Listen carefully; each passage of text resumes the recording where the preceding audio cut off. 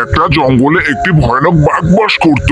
একদিন বাঘ শিয়ালকে ডেকে বলল, শিয়াল, আমার পেটে খুব ক্ষুধা লাগছে। আজ 1 সপ্তাহ হয়ে গেল কোনো খাবার পাইনি। তুই দ্রুত গিয়ে আমার জন্য একটা শিকার ধরে নিয়ে আয়, না হলে তোকেই আমি শিকার বানিয়ে খেয়ে ফেলবো। আম। আরে বাঘ মামা, আপনি এত চটে যাচ্ছেন কেন? আমি কি বলেছি যে আপনার জন্য খাবার আনতে পারবো না? আপনার কি এই বাঘের প্রতি এতটুকু বিশ্বাস নাই? আর তাছাড়া আপনি যে এতদিন না খেয়ে আছেন এটা তো আমি জানতামই না। আপনি মাত্র 10 মিনিট অপেক্ষা করুন, তারপর দেখুন আমি আপনার জন্য সুন্দর একটা শিকার ধরে আনছি। আচ্ছা ঠিক আছে, তুই দ্রুত যা। আর তুই যদি সত্যি সত্যি শিকার ধরে আনতে পারিস তাহলে সেখান থেকে আমি কিছুটা তোকে দিয়ে দেব।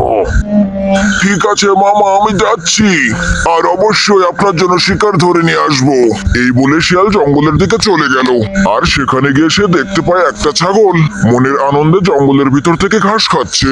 এটা দেখে তো শিয়াল অনেক খুশি হয়ে যায় এবং তখনই তার মাথায় একটি বুদ্ধি আসে। আর সে সময় নষ্ট না করে তখন সে ছাগলের কাছে যায়। আর সে সেখানে গিয়ে বলে, ওহে ছাগল ভাইয়া, তুমি এখানে ঘাস খাচ্ছ আর ওদিকে বাঘ মামা তোমাকে খুঁজছে। কেন শিয়াল ভাইয়া, বাঘ মামা আমাকে কেন খুঁজছে? আসলে বাঘ মামা তোমাকে একটা পুরস্কার দিতে চায়, কারণ তুমি অনেক সুন্দর দেখতে এবং অনেক স্মার্ট। আর বাঘ মামা একটা বিশ্বস্ত লোক খুঁজছে যে কিনা খুব ভালোভাবে তার খেয়াল রাখতে পারে। আর আমি যেহেতু তোমাকে চিনি তাই তার কাছে আমি তোমার কথা বলেছি। আর তুমি যদি তার কাছে থাকো তাহলে তুমি নির্ভয়ে বাঁচতে পারবে এবং তুমি অনেক ক্ষমতা পাবে। কিন্তু ভাইয়া, বাঘ মামা তো অনেক হিংস্র, সে যদি আমাকে খেয়ে ফেলে, এটা তোমার এবং বাঘ মামার কোনো চাল নয় তো? আরে কি বলো ভাইয়া, বাঘ মামা কখনোই তোমাকে খাবে না। আর তুমি কি আমাকে একটু বিশ্বাস করো না?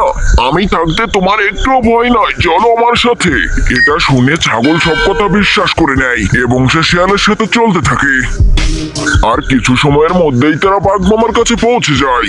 আর এটা দেখে তো বাঘ অনেক খুশি হয়ে যায়। আর এরপর যা হলো, আরে বাঘ মামা দেখুন দেখুন আমি কাকে নিয়ে এসেছি। আজ থেকে এ আপনার পাশে থাকবে এবং আপনার সেবা করবে। সেবা তোর করতেই হবে, তার আগে ওকে গিয়ে আমার পেটের জ্বালা মিটিয়ে নি। ওরে বাবা রে, এটা কোথায় এসে পড়েছি? পালাও রে পালাও, নিজের প্রাণ বাঁচিয়ে পালাও। আর শিয়ালে কেমন শিকার ধরে আনলি? ও তো পালিয়ে চলে গেল। হ্যালো। আরে বাঘ মামা, বোকামি তো আপনিই করেছেন। তাকে অনেক কষ্ট করে এখানে এনেছিলাম, আর তাকে গুহার ভিতরে নেওয়ার আগেই আপনি কি করলেন এটা? ও তো ভয় পেয়ে চলেই যাবে, তাই না?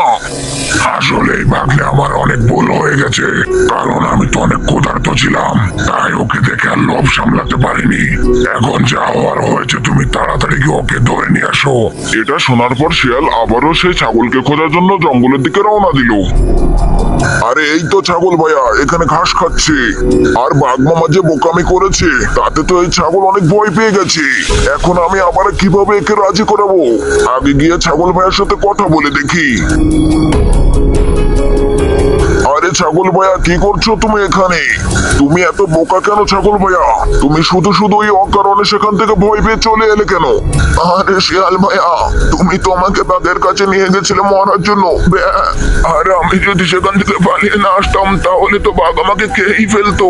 আর তুমি মিথ্যা কথা বলে বাঘের সাথে চুক্তি করে আমাকে সেখানে নিয়ে গিয়েছিলে। আরে না ছাগল ভাইয়া, তুমি ভুল বুঝছো, কারণ বাঘ মামা তো তোমাকে খাবে না, কারণ আজকের পর থেকে তুমি বাঘের সহচর হবে।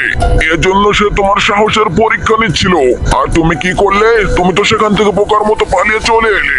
যাই হোক, বাঘ মামা আমাকে তোমার কাছে পাঠিয়েছে। এখন ভাইয়া তুমি আমার সাথে চলো, তোমার আর কোনো ভয় নাই। আর এখন থেকে তুমি রাজকার্য করবে। আরে শিয়াল ভাইয়া, এটা সত্য নাকি? তাহলে তো আমি অনেক বোকামি করে ফেলেছি। ঠিক আছে চলো ভাইয়া, বাঘ মামার কাছে যাওয়া যাক। এটা বলে সেই বোকা ছাগলটি আবারও সেই শিয়ালের সাথে বাঘের গুহার দিকে রওনা দিল এবং কিছুক্ষণের মধ্যেই তারা সেই বাঘের গুহার কাছে পৌঁছে গেল।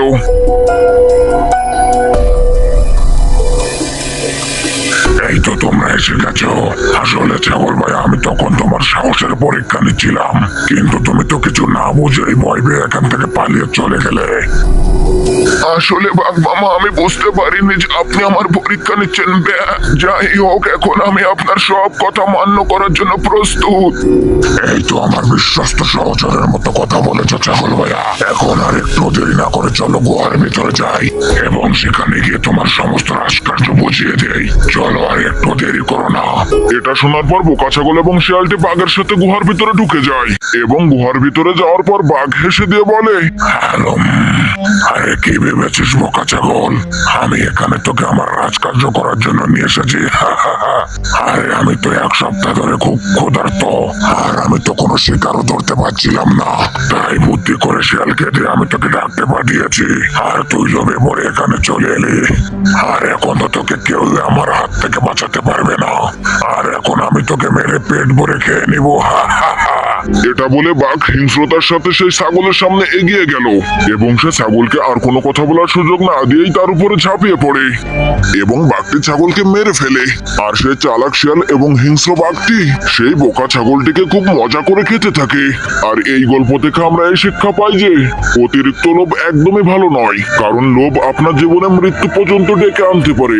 এবং যারা অতিরিক্ত চালাক তাদের সঙ্গ কখনোই দেবেন না, কারণ তারাও আপনার জীবনে অনেক বিপদ ডেকে আনতে পারে। আর প্রিয় বন্ধুরা, এই গল্পটি যদি আপনাদের কাছে একটু ভালো লেগে থাকে তাহলে ভিডিওতে একটা লাইক দিয়ে চ্যানেলটিকে সাবস্ক্রাইব করে দিন।